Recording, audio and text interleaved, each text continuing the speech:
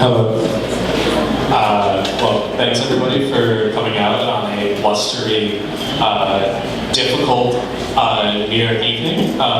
As some of our speakers suggested, one of the greatest barriers to people doing anything is if it's hard.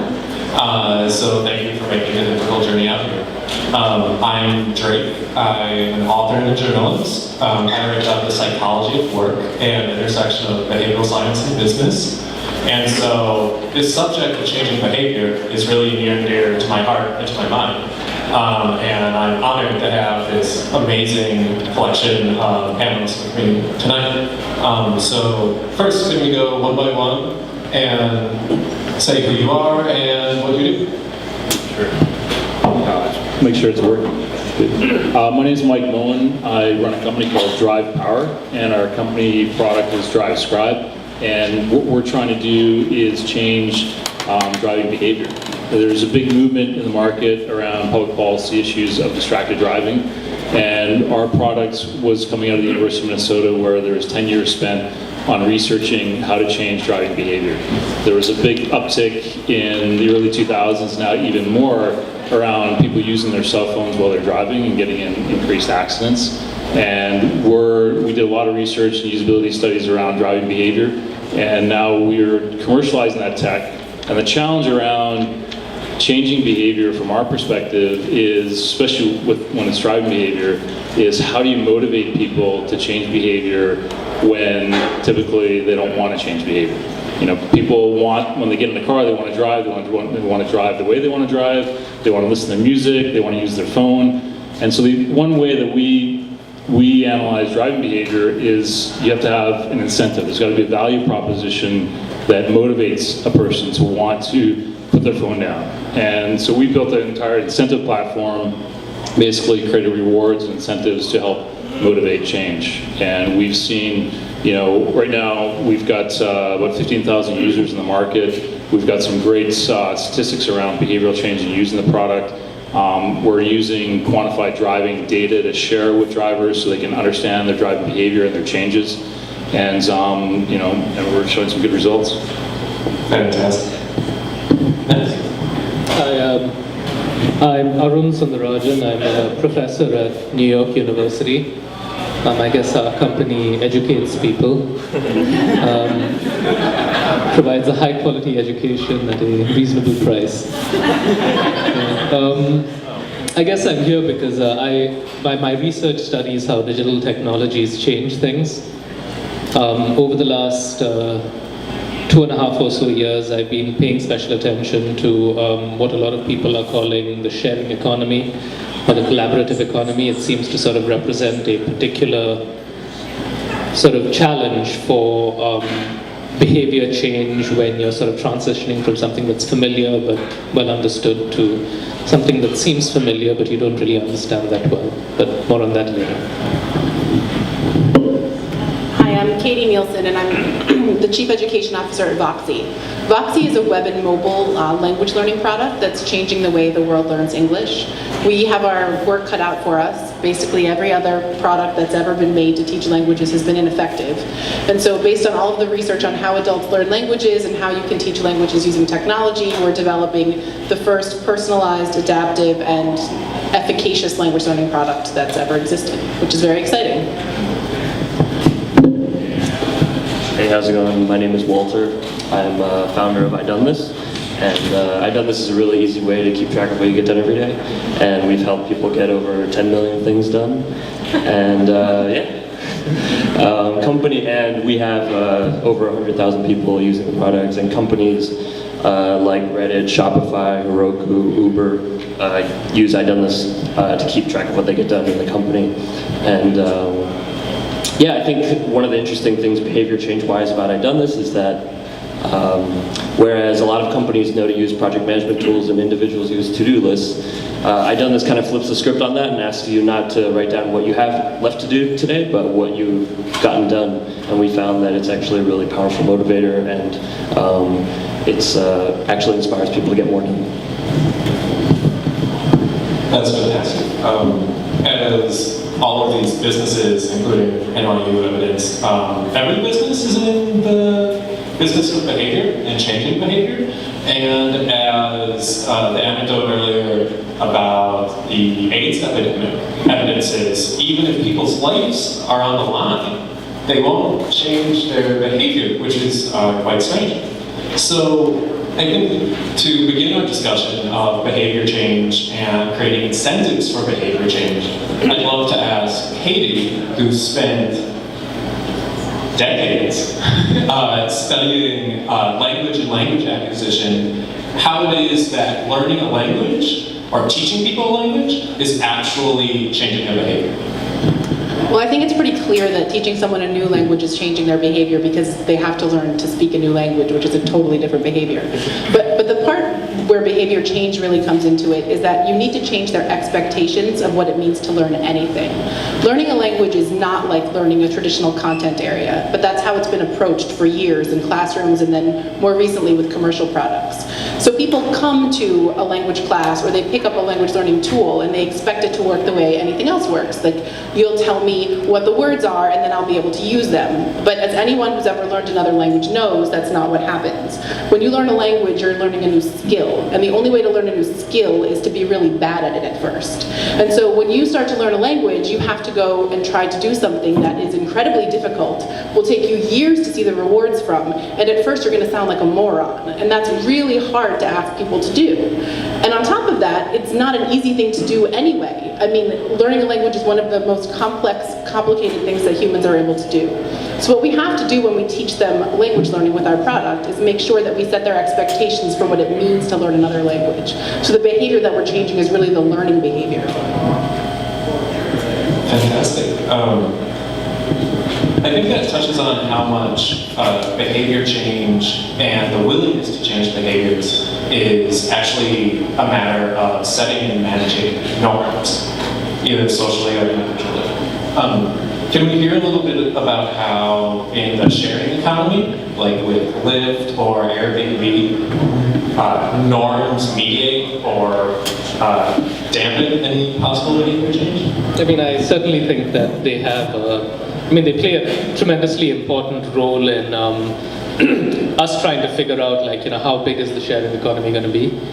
I noticed that you're the only person with a wireless mic. This is sort of, we're all tethered to, we're all tethered to the table. Sure. No, I think we're good. So, that was good.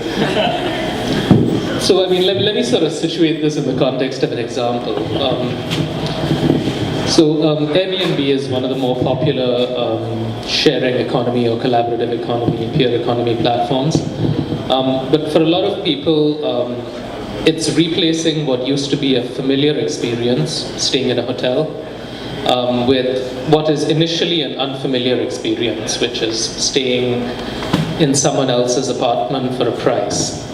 So, when we, even if when you go to a hotel, think about, if you check into a hotel that you haven't been to, you know what to do. You don't have to sort of figure out, what am I going to do when I go in here? You know what to expect. You sort of have these templates in your mind for, like, consciously or subconsciously, but how you're going to interact with the person when you check in, whether you're going to chat with the people in the lobby, what to expect when you go up to your room. There's going to be, like, an ironing board in the cupboard. And this kind of familiarity is, tremendously important in, making us go back to staying in hotels. It's sort of like in something where you don't have to sort of invent the process when you're experiencing the product. You just sort of like, you know what to expect. Now, on the other hand, when you go to an Airbnb, it's sort of unfamiliar at first. Are you supposed to be friends with the host? Is this like is this the hotel manager? Is this the receptionist? Is this, if there's someone else in the living room, are you supposed to chat with them? Like, can you open the kitchen cabinet and take out a coffee mug and drink with it? Or, closets, are they sort of off bounds or not? And so when we're sort of taking behavior or taking an experience that's familiar and has been replicated, and you're replacing it with another one that's not completely new. It's familiar in certain ways, but it's different. I think that transition is actually often sometimes more challenging than a transition from, like, here's a completely new product that gives you an experience that you are completely unfamiliar with. Why is that? Because you have to sort of, going into sort of using this new product, that you're going to have to sort of figure out what it is. If on the other hand, like, you're replacing something familiar with something that does the same thing but is new, you're going to have to sort of rewrite these templates for behavior. You're going to have to rewrite these processes. I mean, there's probably some parallel with, like, the first time you learn a language, maybe easier than if you have to learn a new language and you're used to speaking an existing language. That transition can often be harder. And you will sort of go back to speaking the language that you're familiar with. So that's sort of perhaps like, a parallel that will help make that point. And so I think that's really fascinating and probably really useful to anyone who's developing a software product, is that so much of adoption and retention is this an available behavior, and can we replace that behavior? I think that's the reason that so many email or email replacement apps flop. It's like, oh, everyone's already using email, I'm already using email. Similarly, and perhaps more dangerously even than email, is the case of driving. Our patterns of behavior around driving are reinforced from the time, maybe from watching our parents drive, and all the way through our lives. So how is it that, you mentioned earlier, Mike, an incentive structure. How did you, or what is that incentive structure, and how did you arrive on it? Sure. So a couple things. One is, changing driving behavior is probably one of the most challenging things to change. Because you get in a car, you feel you're free, you can drive the way you want to drive, as long as you pay attention to the road signs and you're driving relatively safely. But typically, you're going to drive the way you want to drive at the end of the day. So our goal at DriveScribe is really to take your driving behavior and understand the data and visualize the data. That's the first step. That only gets you to a certain point where, great, I got my driving data, what do I get for sharing my driving data? And the incentive platform is really motivated to reward you for better driving behavior. So what we did is we created a points platform where 1 mile driven gives you 1 point, right? And then we created a scoring algorithm that analyzes your driving behavior and penalizes you for certain bad behavior. And then what we did based on the scoring is you can redeem those points for certain rewards, right? And we've seen, one of the things is we're living in this quantified world where we're getting bombarded with data about various things, whether it's from our Fitbit for health, it's data that we're sharing online. Now it's data we're sharing while we're driving. Right? And so the challenge is, what do we do with that data, and how do we motivate people to empower themselves by using that data? So we created this drive miles. So you get in your car, you drive 1 mile, you get 1 point, right? And after a certain amount of miles you've driven, you all of a sudden, when you stop driving, you'll get a reward after you drive, and you can, whether it's a Starbucks gift card or an iTunes gift card.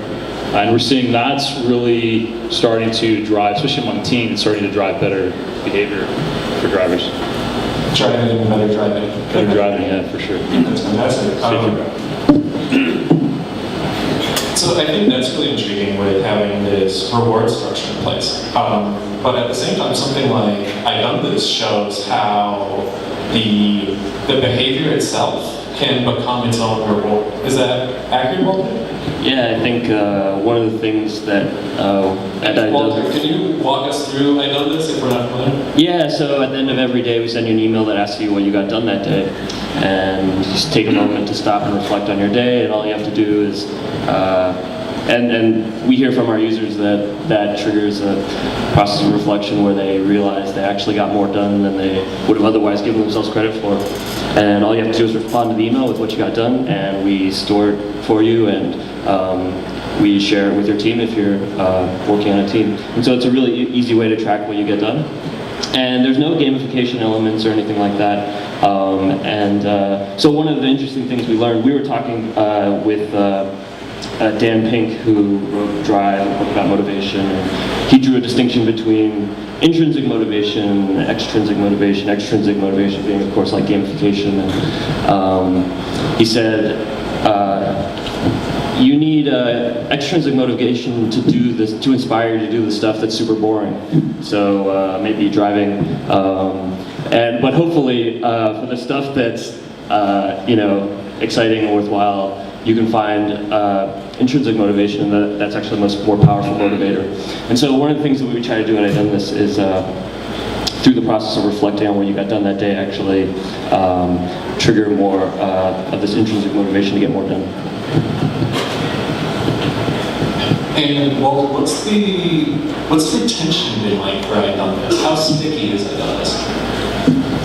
Yeah, I think that's a really interesting question. So we've helped people get over 10 million things done, but because iDoneThis is something you do every day, actually, even though you only might use it once a day, it actually can get really annoying for some people. So, so in that sense, we see a lot of drop-off, but we see a lot of people who've used it every day for now like over 2 years, which to me is insane.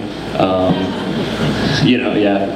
was listening to Andrew's talk, and he said when his founding moment, he sent his co-founder like a prosaic G-chat saying like, oh, I've got an interesting idea, and the other guy was like, cool. My co-founder actually sent me an email with the idea of iDoneThis, and the email subject said, a stupid idea. And when I got it, I was like, yeah, that's pretty stupid. But it's actually amazing. And the other day, some guy sent me an email saying, iDoneThis changed his life. And when he started using it, he started at the end of every day reflecting on 3 positive experiences he had that day. And that actually inspired him to go out and do an act of kindness every day and say thanks to someone on a daily basis.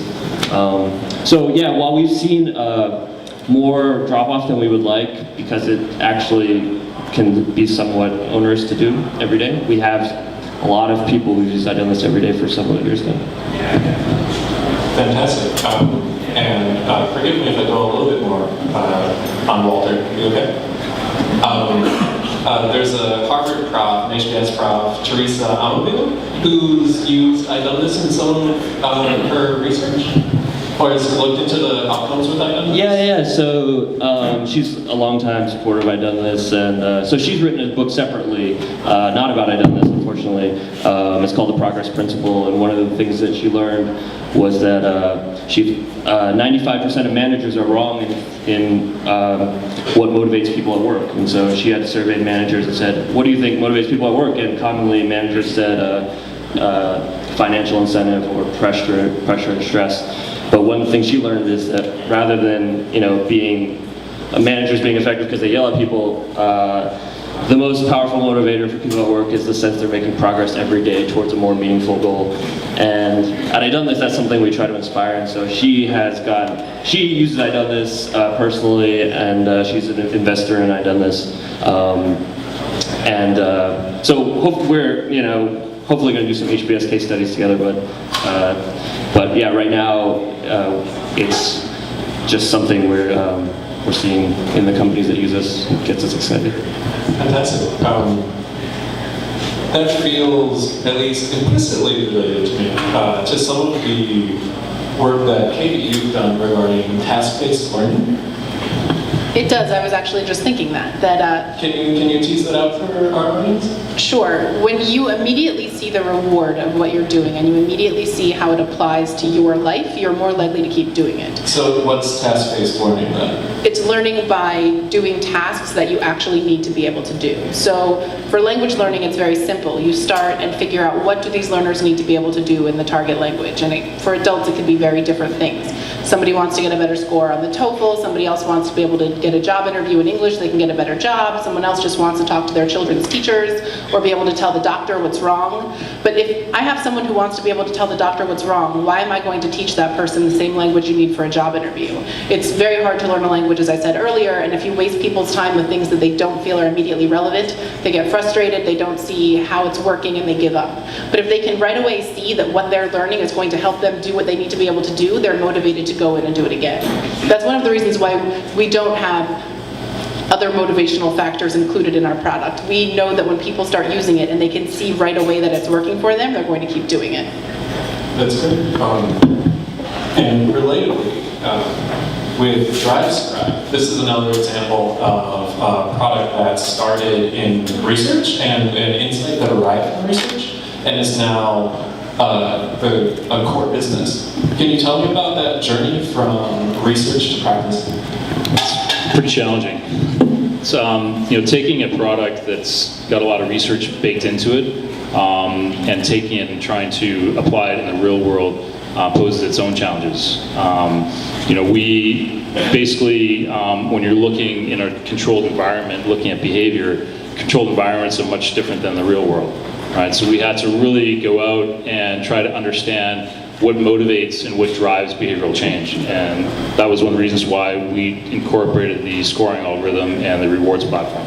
Because really, even if you're going to be told that you're not driving well, that's not really going to do anything for you, right? You're going to probably turn the application off and not use it. But if you're driving and you're getting rewarded for better driving behavior, then the chance of using it are going to be much higher, right? So taking a product from research to commercial application is pretty challenging. And you've really got to look at what the incentives are in the real world and how valid they are. That's great. And I think now is possibly a good time to open up for questions. Would anyone have any questions for our panelists?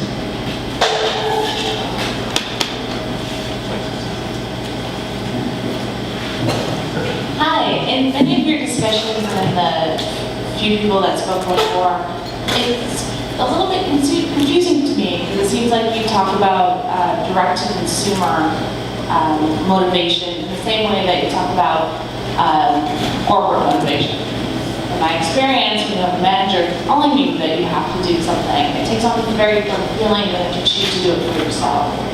And I was wondering, especially in your business, you chose to go direct to business.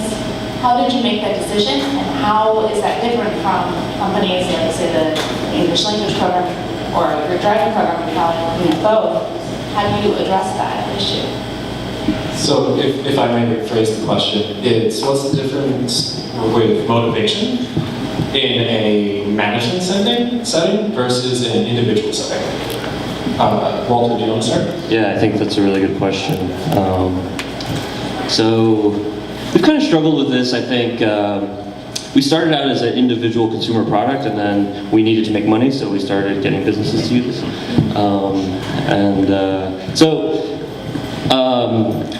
So one of the things that we try to focus on is bottom-up adoption. I was about to say some buzzword like consumerization of the enterprise, blah, blah, blah. So one of the things that we see right now is that a lot of adoption of tools within big companies is driven by the actual people who use it, not by the CIO or whatever. So it's absolutely vital that people are excited about the tool, they find it useful, and that kind of thing. At the same time, we see that a lot of the people who buy our product are managers, right? So the ones with the cards, are the ones that are truly our customers.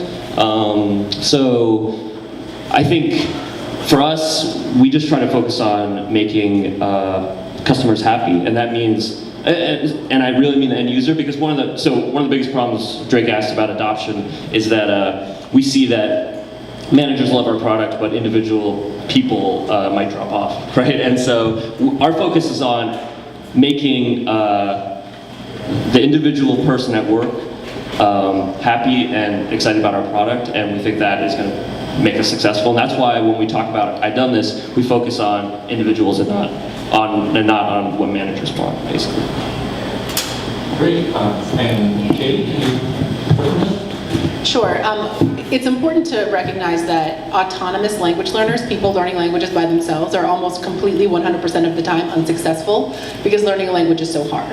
So what we try to do is make sure we meet everyone's needs. And we meet individual learner needs, we also meet institutional needs, and we meet business needs. So for whatever reason people are coming to language learning, whether because their boss is telling them to improve their English, or because they're part of a university that's using us as a way to offer out-of-class practice, that what they're getting with us is what they actually need. So there's not a huge difference in how we build the product, but we know that when people have another person helping them, they do a lot better.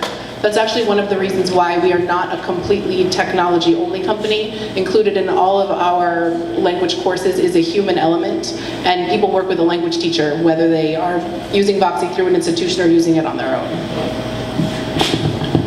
Fantastic. Another question? Last question. I would actually like to hear about the... Can you wait for the mic? Hi. I'd actually like to hear from the panelists about whether the ultimate customers that you guys found for your product or service tended to disrupt your own product and the kind of learning process for how the consumer behavior tended to drive your product, if that makes sense. So maybe what you had originally intended for changing behavior actually tended to change your product once you got results back about how people were using it. Mike, can you do that? Sure. So like I said before, changing driving behavior is pretty challenging. And if you're just telling people what they're doing wrong, you're probably going to limit your adoption. And there's a lot of apathy in the marketplace, a lot of talk about distracted driving, there's a lot of apathy as well. People just don't want to change behavior. So we looked at we've created this core algorithm to utilize the smartphone to track your driving behavior, but we looked at the entire driving experience, not just around using your phone for texting, but also how you use your phone in terms of navigating and how you use your phone for music. And so our goal with this new product we're going to release is to create a habitual driving experience when you go into the vehicle, you use our platform to get educated about your driving, record your driving data, use it for navigation, use it for music and smart weather, and then ultimately get rewarded at the end of your drive. So the reason for that is that you really have to start to create around your product, create an experience that's engaging, creates a value proposition, and becomes really a lifestyle, right? And that will help drive adoption. But if you just really, from our standpoint, if we're just going out and pushing a product out that's just going to track your driving behavior until you're doing wrong, I mean, we're going to be at 15,000 users 5 years from now. So. Fantastic. Okay, I think that's it. Thank you all so much for coming tonight.